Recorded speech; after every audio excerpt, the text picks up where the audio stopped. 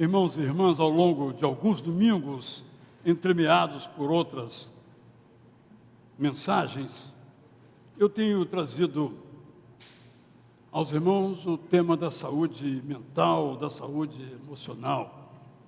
Aprendi muito sobre esse assunto, aprendi com os irmãos que comentaram deslizes meus, sugestões que fizeram, saio mais preparado em relação a esse tema. Dissemos várias coisas.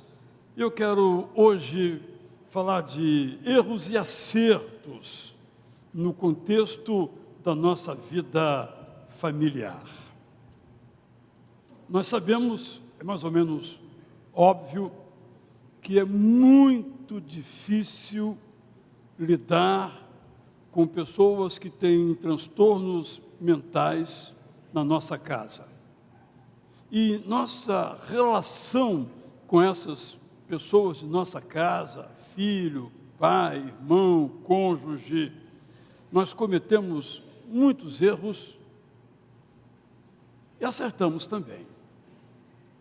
Eu quero falar de 4 erros que às vezes cometemos e que devemos nos empenhar para não os cometer. Primeiro, não minimize comportamentos diferentes quando eles se mostram, especialmente no começo. Porque às vezes nosso filho, nosso cônjuge, nosso pai, tem um certo padrão de comportamento, de reação às coisas, mas de repente, às vezes de um modo sutil, às vezes de um modo bastante forte, observam-se mudanças.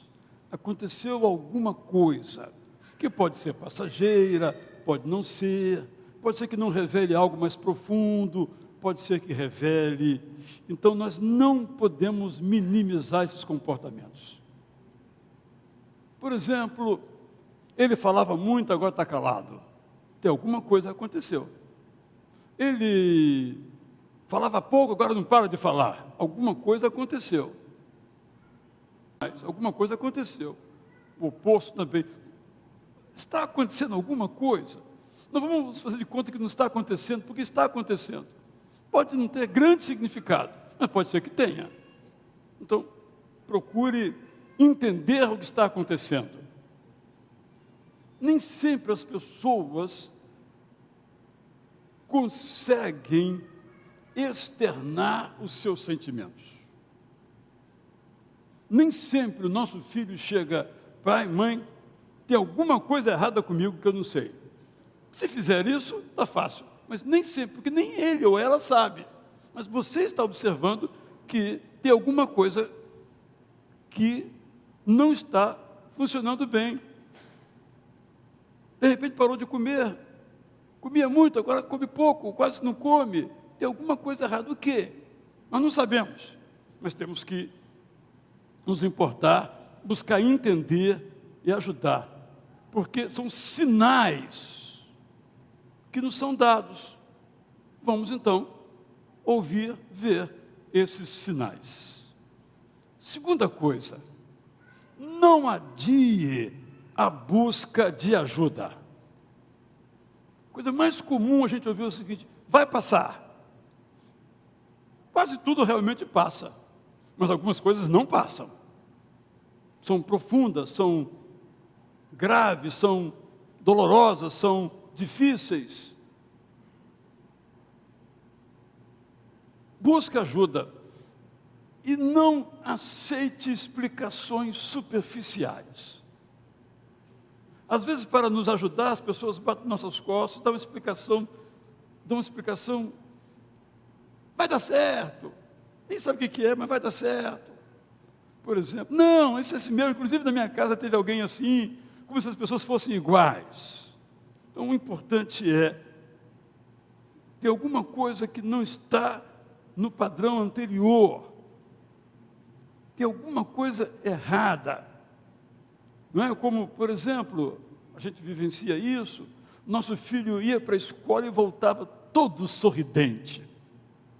Escola é coisa boa. Agora ele volta cabisbaixo e amanhã não quer ir. Aconteceu alguma coisa. Pode ser um mero evento, uma briga, um desentendimento, mas pode não ser. Então é preciso ir a fundo, buscar entender. Terceiro conselho em relação a erros que às vezes nós cometemos. Não desvalorize terapias e remédios. Igreja é um lugar de saúde. Mas há muitas pessoas na igreja que reproduzem estereótipos e pensamentos de fora da igreja. Frases. Não, de médico e louco todo mundo tem um pouco. Tá, mas se é na minha casa, eu preciso tomar providências, porque isso não é bom. Só citei aqui um pequeno exemplo. Não, esse negócio de remédio é da indústria farmacêutica para vender coisa para a gente. Tomar remédio não. E em nosso meio, há muitas pessoas que não lidam bem com o assunto remédio. Eu não preciso de remédio. Deus é o meu médico. Não é verdade. Deus é o seu médico através de médicos. Ele inventou a medicina, ele inventou a psicologia, ele usa esses profissionais e outros da área da saúde, sobretudo da saúde mental, para nos curar. São instrumentos de Deus, são recursos de Deus para nós. Isso se aplica aos remédios, se aplica às terapias. Precisamos colocar as coisas nos seus devidos lugares.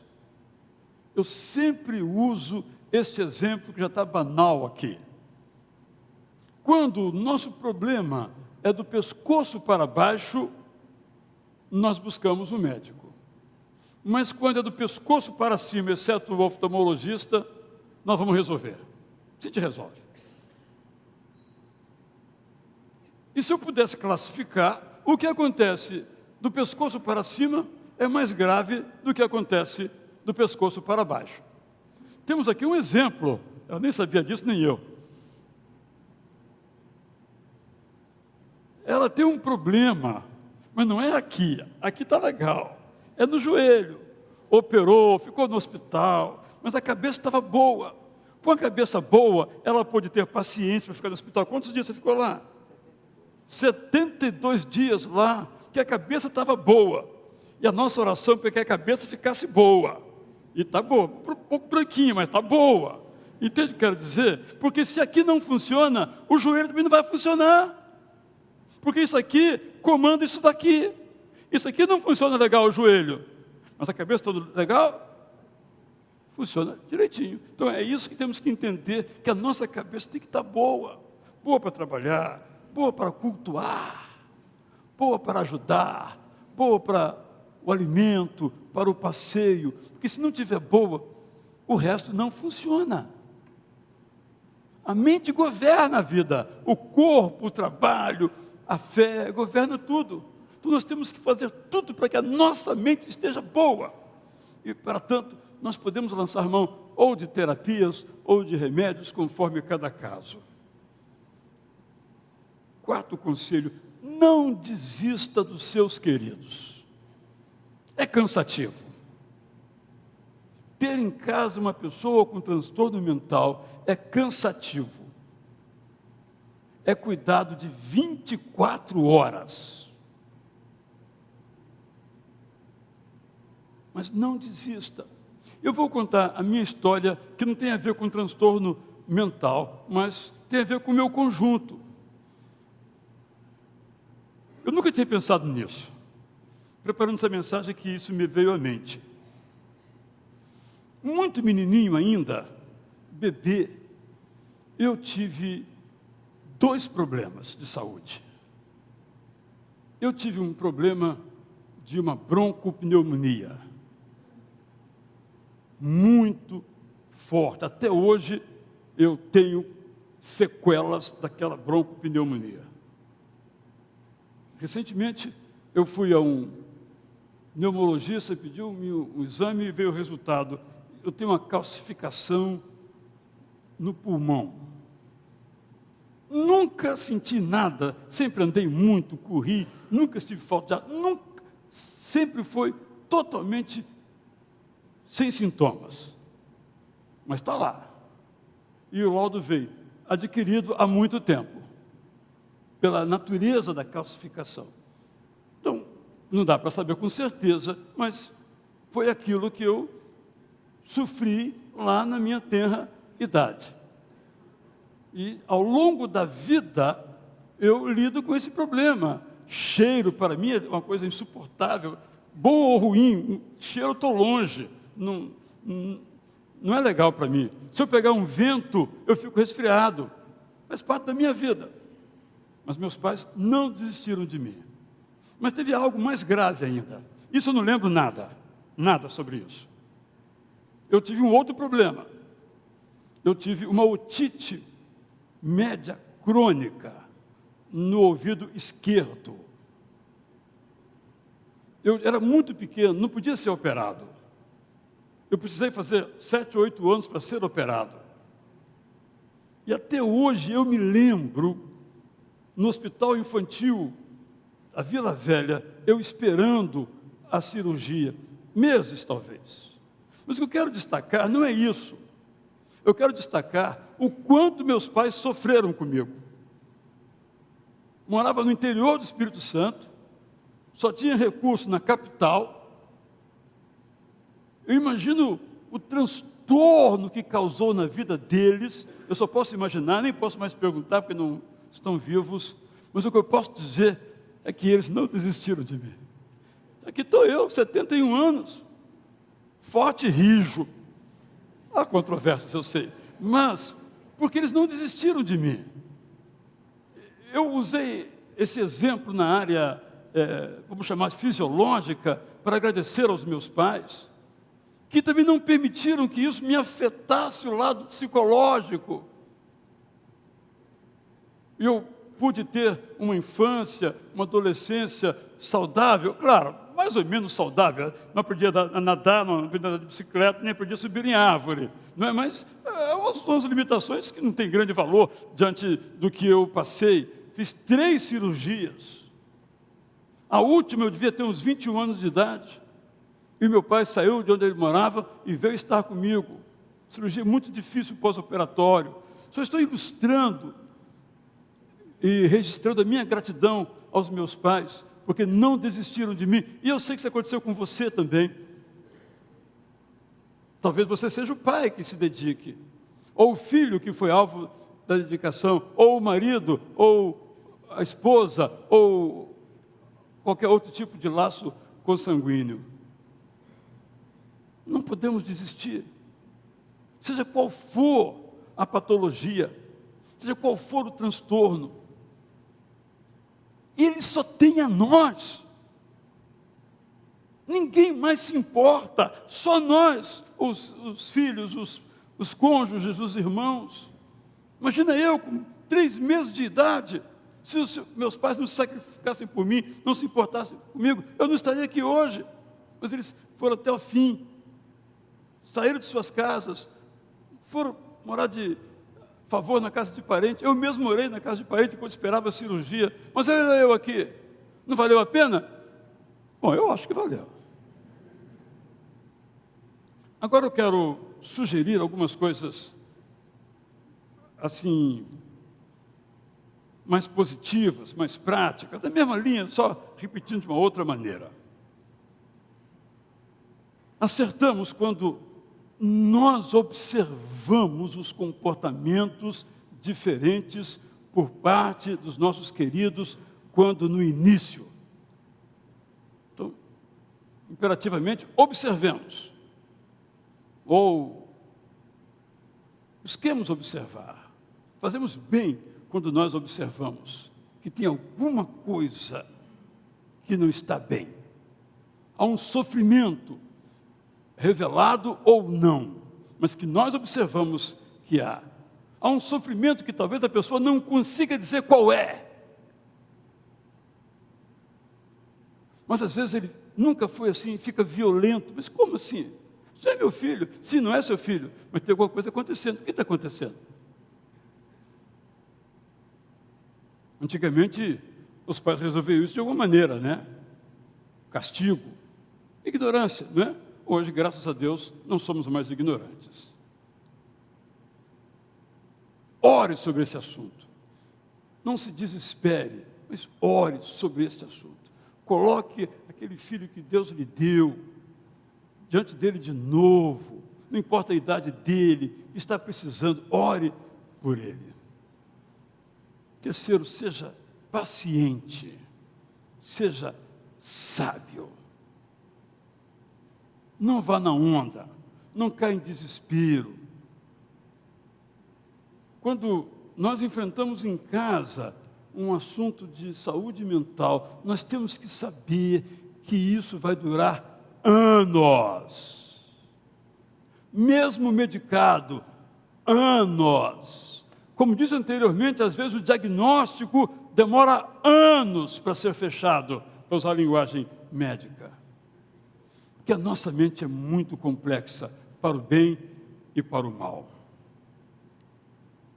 Quarto, enfrentando esses problemas, supere a sua hesitação. A gente fica sem saber o que fazer.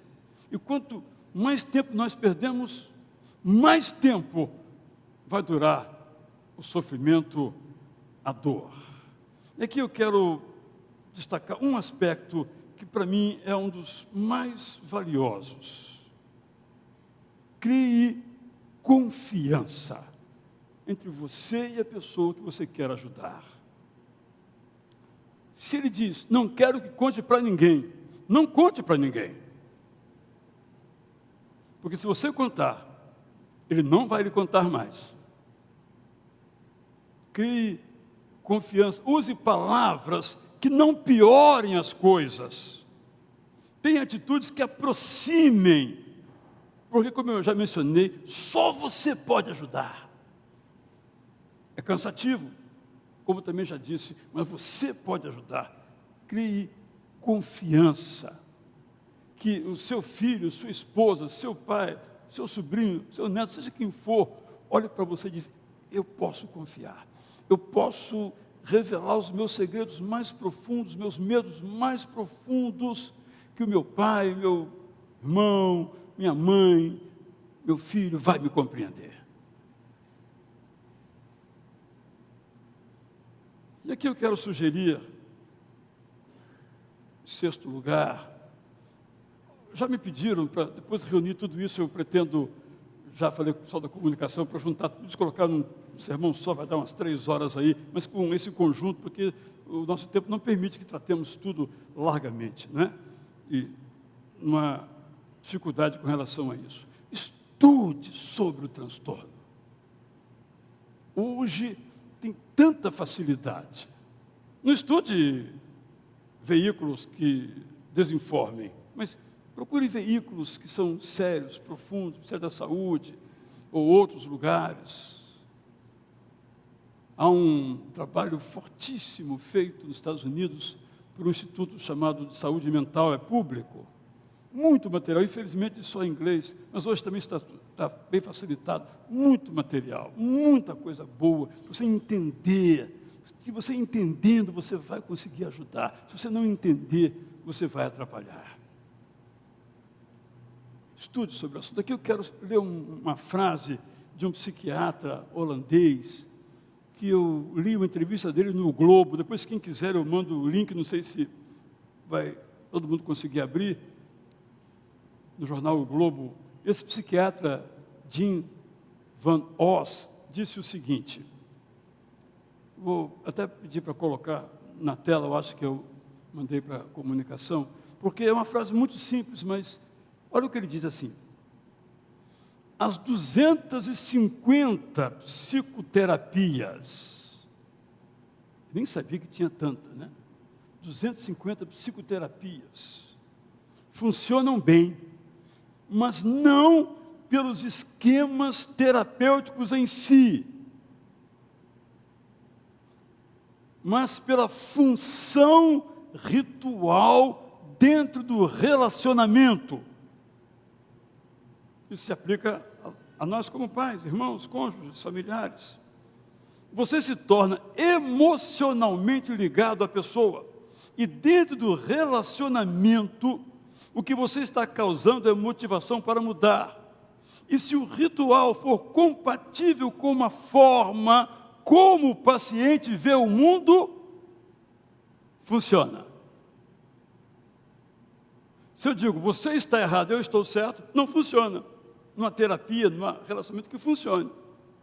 O que funciona é olhar as coisas, o mundo, como ele, ela está vendo o mundo. Aí cria empatia, aí há cura. É uma questão de relacionamento que causa uma motivação e a pessoa passa a crer que tem capacidade de superar a sua dificuldade. Não tem muito a ver a história que eu vou narrar agora, que eu já contei aqui há muitos anos, mas Lawrence Crabb, um dos maiores psicólogos cristãos dos nossos dias, já faleceu recentemente, teve um problema com o filho dele. O filho dele ficou rebelde, de repente. Universidade, um fracasso. Faltava as aulas, ser reprovado. Aí o pai disse, vou acertar as contas, garoto. Mandei uma universidade boa, que ele quis, pago tudo para ele, e agora ele não quer estudar, está lá, não sei o quê, envolvido com isso, com aquilo, eu vou lá dar uma dura nele. Pegou o carro, dirigiu, acho que 3 horas, segundo ele relata, aí encontrou o filho, que não sabia que ele ia, assentado no campus, no meio-fio de uma praça. Aí ele se armou de todas as palavras que tinha preparado, ensaiado, para dar uma dura merecida no filho. Quando ele chegou perto, ele sentiu que o Espírito Santo disse a ele assim, abrace o garoto. Ele abraçou o menino e curou o menino. Não disse uma palavra. Porque na cabeça daquele menino o pai não amava. O pai só vivia viajando, fazendo conferência, escrevendo livro, mas não amava. Quando o pai chegou e abraçou, sentou-se no meio-fio, desceu com ele, abraçou, o filho foi curado, continuou a sua vida universitária, brilhante, doravante, porque ele estava doente. O abraço o curou. Essa história não é para dizer que basta você abraçar, é para dizer que nós precisamos criar relacionamentos. Isso funciona na terapia. Vou falar com o meu psicólogo, porque você confia nele, por exemplo, ou o seu psiquiatra, ou o seu neurologista. É ele que vai me dar uma palavra boa, estou precisando. Isso se aplica a nós pastores. O que nós fazemos, na verdade, é puramente simbólico. Nossas palavras não têm valor nenhum, mas é o símbolo dela. E a gente, às vezes, como pastor, se esquece, acha que é a nossa objetividade. Por último, então, encerro, então, essa microsérie, no culto das 11, vou falar de outro aspecto, em relação ao mesmo assunto da saúde emocional. Obrigado a todos que me têm ajudado. É o seguinte, procure ajuda para você, para não adoecer junto. Porque se você adoecer, não vai poder ajudar. E às vezes é tão intenso o problema, tão aguda a enfermidade, tão profundo o transtorno, tão dilacerante o sofrimento, que a gente mergulha junto e adoece. E não pode ajudar mais. Talvez você diga, eu não preciso de ajuda. Sim, você pessoalmente não precisava de ajuda. Mas agora, dado o sofrimento em casa, você precisa de ajuda para continuar. Melhor que você possa, o mais firme que você possa para prosseguir. No próximo culto eu vou terminar com o que eu vou dizer agora, porque eu sei que você não estará lá. A nossa família, que é a maior invenção de Deus,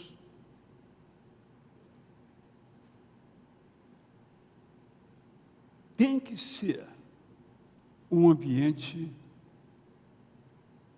que propicie a saúde emocional. Nós sabemos que nós somos a nossa infância. Nós sabemos. Podemos até superar alguma coisa da nossa infância, mas pelo menos como memória, ela está lá. Todo o meu comportamento, certo ou errado, lá até os 10 anos. Esse Jim Oz nos relembra isso. Então, a nossa casa tem que ser um lugar de saúde. Os nossos filhos são diferentes um do outro. Todo mundo sabe disso. Nós queremos usar, desculpe a palavra, a mesma régua para medir um, só que não mede o outro. A nossa igreja precisa ser uma comunidade de saúde. Quem vem doente, saia melhor, preferentemente saudável. E quem veio saudável, não fique doente.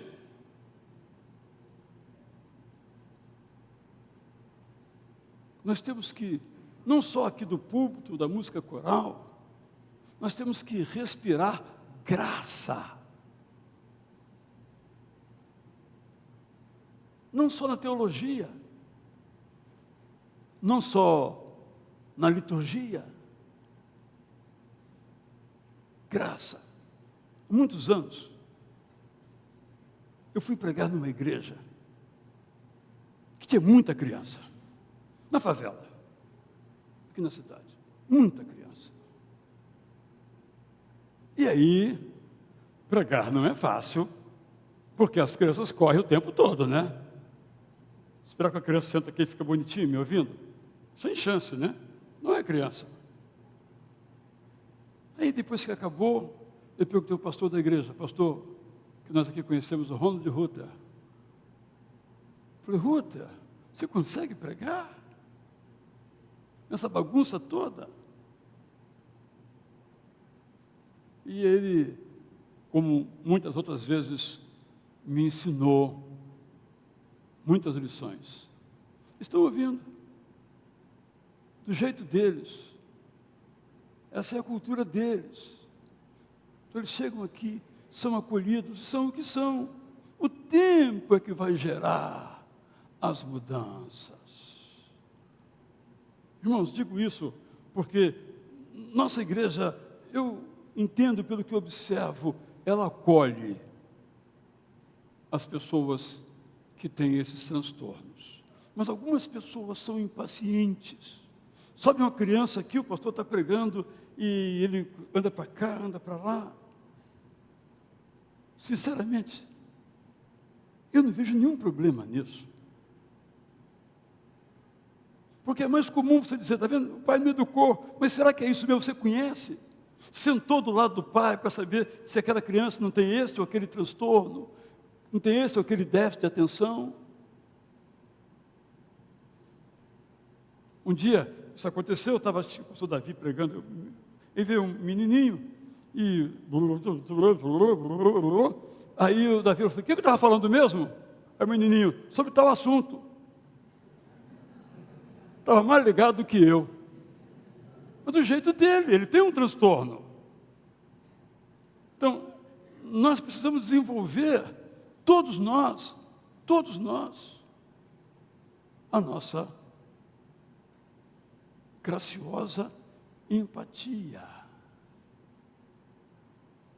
Eu recomendo muito a leitura desse artigo, é uma entrevista desse psiquiatra holandês, Jim van Os.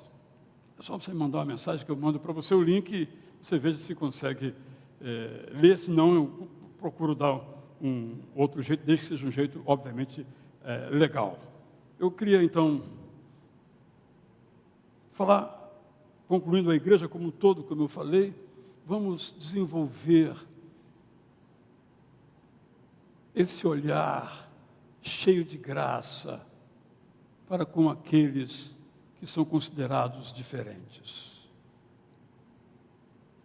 E em nossa casa, também vamos criar um ambiente que seja de compreensão, que seja de cuidado, que seja de atenção amorosa.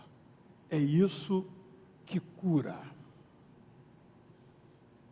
É isso que faz com que essas pessoas consigam ou superar o seu transtorno, ou a conviver com ele de um modo que não gere nele mais sofrimento e que o aproxime o mais possível da vida que as pessoas em geral levam. Não há outro modo. Esse é o nosso modo. Nossa família, repito, tem que ser terapêutica. A nossa igreja também tem que ser terapêutica. Vamos cantar então agora esse hino do Werner Gaia, com a minha voz, clamo ao Senhor. E eu gostaria especificamente, se você está passando por isso na sua família, vamos cantar assentados, irmão Renildo, e se você passa isso na sua família, que você se levante. Se você achar constrangedor, não se levante. Mas ore conosco junto. Senhor, me ajuda. Me ajuda. E se você tem algum desses problemas, desses transtornos, que você tenha consciência que tenha, Senhor, me ajude. Vamos nos colocar diante de Deus. Em pé, então, com a minha voz, clamo ao Senhor.